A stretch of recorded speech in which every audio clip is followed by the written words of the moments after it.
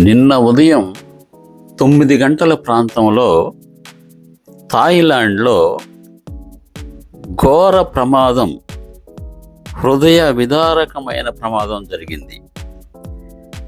థాయిలాండ్లో ఓ railway track అటువైపు ఇటువైపు cement దిమ్మెలు అమర్చి, దానిపైన ఆ దిమ్మెలపైన క్రేన్ అమర్చి, ఆ క్రేన్తో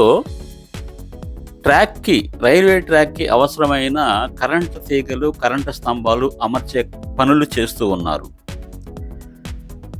ఈ పనులు రోజు చేస్తూ ఉంటారు. అయితే నిన్న ఉదయం 9 గంటల ప్రాంతంలో పని జరుగుతూ ఉన్న సమయంలో ట్రైన్ ఒకటి ఆ ట్రాక్ పైన వెళుతూ ఉండగా, ఆ రన్నింగ్లో ఉన్న ట్రైన్ పైన అనుకోకుండా ఈ దిమ్మెల పైన ఉన్న క్రేన్ జారి ట్రైన్ మీద పడిపోయింది.